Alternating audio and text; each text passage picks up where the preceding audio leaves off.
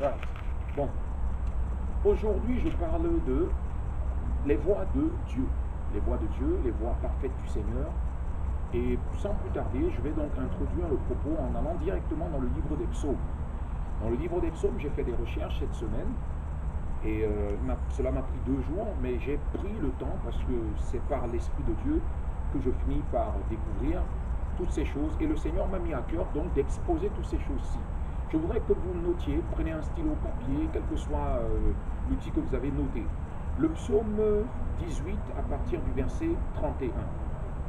Psaume 18 à partir du verset 31. Il est écrit: les voies de Dieu sont parfaites. La parole de l'Éternel est pure. Il est un bouclier pour tous ceux qui se confient en lui. Donc je note, la parole est pure. Il est un bouclier pour tous ceux qui se confient en lui. Donc si tu cherches la pureté, si tu cherches la perfection et le refuge, il n'y a pas mieux que la parole du Seigneur. Le psaume 19, verset 8-9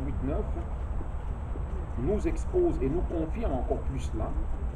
Au psaume 19, verset 8, il est écrit: la loi de l'Éternel est parfaite, elle donne du réconfort, le témoignage de l'Éternel est vrai, il rend sage celui qui manque d'expérience. Le verset 9 dit: les décrets de l'Éternel sont droits, ils réjouissent le cœur, les commandements de l'Éternel sont clairs, ils éclairent la vie. Donc si les décrets réjouissent le cœur, il y a des décrets malheureusement dans le monde qui ne réjouissent pas le cœur. Si les commandements de l'Éternel sont clairs et qu'ils éclairent la vue, il y a des commandements dans le monde qui, eux, ne sont pas clairs et qui ne donnent pas la vue, qui n'éclaircissent pas la vue, qui nous font marcher plutôt dans les ténèbres. Vous voyez la différence entre la loi de Dieu, la loi de vérité, puisque sa loi c'est la vérité, et puis la loi du monde qui est le mensonge. Vous voyez donc la différence. Ok, le psaume 20, verset 7 nous dit: je sais maintenant que l'Éternel sauve celui qu'il a désigné par onction. Il lui répond du ciel, de sa sainte demeure, par le secours puissant de sa main droite. Ça veut dire qu'il y a une onction pour régner, il y a une onction pour être sauvé, il y a une onction pour la royauté, il y a une onction pour la prophétie, et c'est par onction donc que les choses viennent. Moi ici, ce que je fais, c'est je rends grâce à Dieu, c'est l'expression de ma gratitude et de la compassion qui m'a été accordée et de la miséricorde aussi que j'ai reçue. Et c'est dans cette optique que je décide de prêcher, donc afin que d'autres aussi puissent être édifiés sur le fondement de ce qu'est l'amour. Parce que le lien de la perfection, c'est l'amour.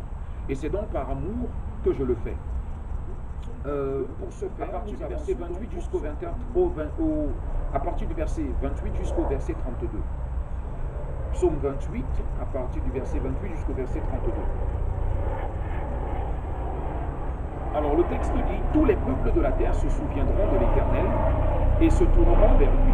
Toutes les familles des nations se prosterneront devant lui. Car c'est à l'Éternel qu'appartient le règne. Il domine sur les nations, se prosterneront devant lui, s'inclineront tous. Ceux qui retournent à la poussière, ceux qui ne peuvent pas conserver leur vie, leur descendance le servira. On parlera du Seigneur à la génération future. Et quand elle viendra, elle annoncera sa justice, elle annoncera son œuvre au peuple à naître. Et ce n'est qu'une évidence, puisqu'il est éternel. Donc forcément, s'il est éternel, les générations qui vont suivre, si ça se trouve, quelqu'un regarde cette vidéo, mais je suis déjà mort, hein, mais la personne, par la grâce de Dieu, pourra voir cela comme un témoignage du temps où j'étais vivant, ou du temps où je suis vivant, peu importe, hein, c'est la langue française, hein. Qui sait ce que l'avenir nous réserve. En tout cas, quelqu'un pourra voir cette chose et pourra confirmer qu'effectivement, c'est la parole de l'Éternel, c'est la parole de Yahweh, le Dieu des Hébreux, qui est aussi le Dieu des païens, qui est le Dieu en fait de toute la terre, de ceux qui se confient en lui, verset 1, de tout leur cœur. C'est à l'Éternel qu'appartient la terre, avec tout ce qu'elle contient, le monde avec tout ce qu'il l'habite. Je répète, Psaume 24, verset 1. En vérité, quand on dit l'Éternel, en hébreu, ils disent: c'est à Yahweh qu'appartient la terre avec tout ce qu'elle contient, le monde avec tout ce qui l'habite. voyez? Donc il n'y a qu'un seul Dieu. Le psaume 18 à partir du verset 26. Ok. Psaume 18 à partir du verset 26, 27, 28. Le texte nous dit, avec celui qui est fidèle, tu te montres fidèle. Avec l'homme intègre, tu agis avec intégrité. Avec celui qui est pur, tu te montres pur. Et avec l'homme faux, tu te montres habile. Tu sauves le peuple qui s'humilie et tu abaisses les regards hautains. Oui, tu fais briller ma lumière. L'Éternel, mon Dieu, éclaire mes ténèbres. L'Éternel, mon Dieu, éclaire mes ténèbres. Pendant que je suis en train de vous parler, il y a une voix ténébreuse qui est celle de la folie. Une autre loi qui lutte contre ma compréhension et qui veut essayer de m'égarer. Pourtant, la parole nous dit que la voie c'est-à-dire le chemin de l'homme est devant lui. Mais les yeux de l'insensé regardent à l'autre bout de la terre. Le psaume 23 dit « L'Éternel est mon berger, je ne manquerai de rien. Même quand je marche dans la vallée de l'ombre de la mort, je ne crains aucun mal. » Donc, il y a une vallée ténébreuse qui est l'ombre de la mort, mais ça, ce n'est pas l'onction dont je parlais. Les voies d'esclavagisme s'imaginent qu'elles ont une autorité sur nous. Parce que la Bible nous dit que oui, effectivement, si le Fils ne vous libère pas, vous n'êtes pas libre. Mais qui est le Fils? Le Fils, je vais vous étonner. Regardez dans le livre de Exode. Allons dans le livre de Exode. Et vous allez vraiment être étonné de quelque chose que beaucoup ont déjà lu ce passage, mais ils l'ont lu, mais sans véritablement l'avoir retenu. Exode chapitre 4, à partir du verset 22. Le texte dit, « Tu annonceras au Pharaon, voici ce que dit l'Éternel. Israël est mon fils aîné. » L'Éternel, Yahweh, il dit, « Israël est mon fils aîné. » Mais vous savez, quand vous lisez ça aussi, vous comprenez aussi que Israël, qui est le père, avait plusieurs fils. Et ces fils sont au nombre de... Il y a Siméon, Lévi, il y a Judas, il y a Zabulon, Issachar, Dan, Azer, Naphtali, Joseph, Ruben, Benjamin. Et tous ces différents enfants qu'il avait représentent d'autres nations qui sont nées de lui. Vous comprenez? Voilà. Aujourd'hui, vous voyez par exemple le pays qu'on appelle le Soudan. Soudan, c'est la famille de Dan. Et à la tête du Soudan, c'était Dan, quoi. Comme Manassé et Misraïm, qui sont les deux enfants de Joseph. Joseph, qui est le premier berger du troupeau de la maison d'Israël qui entre en Égypte.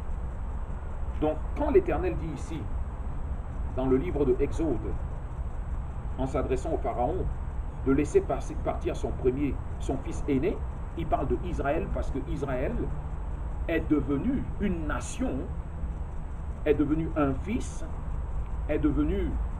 a pris de l'importance, a grandi, tu vois, est devenu mûr, mature en Égypte. Mais Israël est composé de différentes branches. C'est-à-dire que du fils aîné sont nées différentes autres branches. Vous voyez? Voilà. Revenons donc à ce que nous prêchions aujourd'hui. Le psaume 103,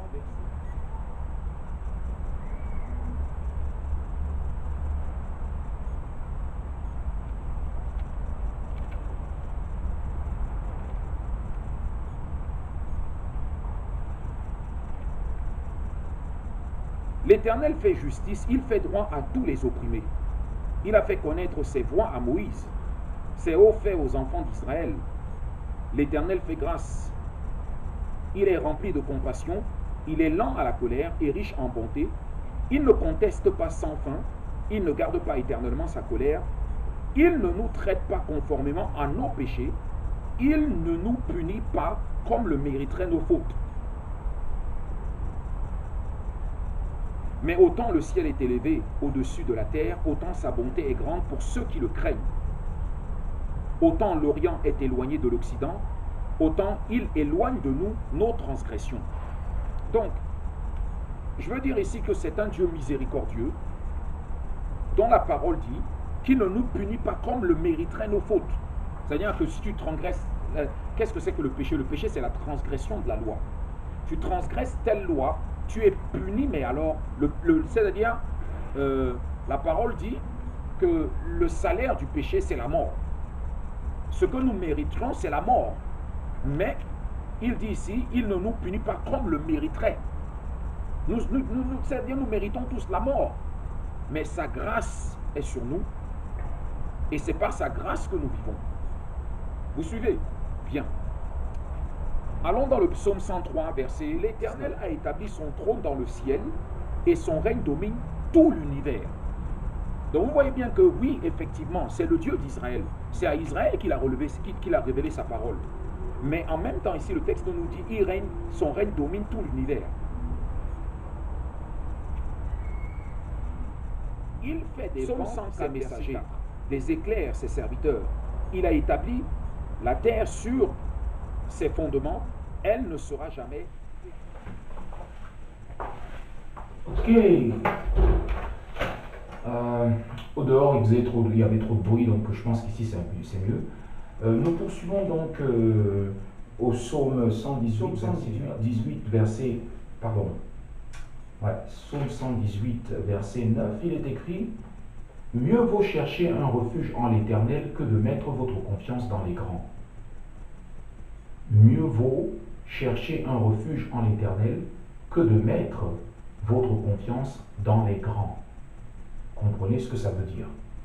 Le psaume 111, verset, il dit: la crainte de l'Éternel est le commencement de la sagesse. Tous ceux qui respectent ses décrets ont une raison saine. Sa gloire subsiste à perpétuité. Donc, tous ceux qui respectent ses décrets, les décrets de Dieu, pas ceux des hommes, pas ceux des grands, ils ont une raison saine. Sa gloire subsiste à perpétuité. Psaume jusqu'au verset 18.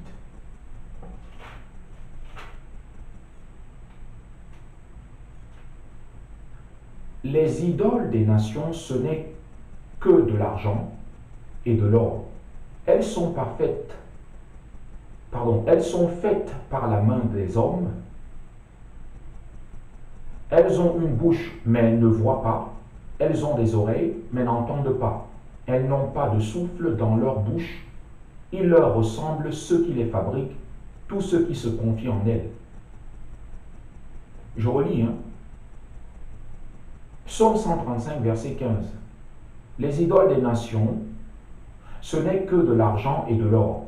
Elles sont faites par la main des hommes. Elles ont une bouche, mais ne parlent pas.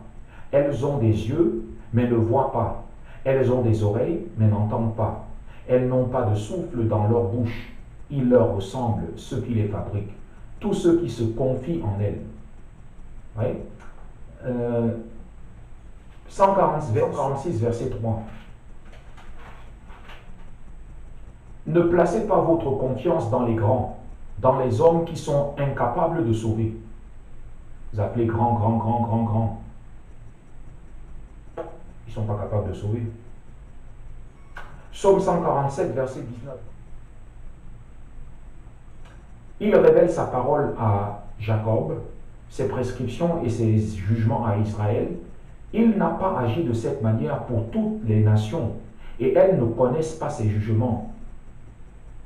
Ça veut dire que la parole a été révélée à qui? À Israël. C'est pour ça que je vous ai parlé du fils aîné. Il dit, il révèle sa parole à Jacob, ses prescriptions et ses jugements à Israël. Celui qui a le Fils de Dieu a le Père. Vous comprenez? Celui qui n'a pas le Fils n'a donc pas le Père. Quand les gens disent que Dieu n'existe pas et qu'il n'a pas de Fils, je pense que ce sont des antichrists qui disent ça. Dieu existe et il a non pas un fils, mais des fils. Ouais, c'est suffisant. Voilà. Donc,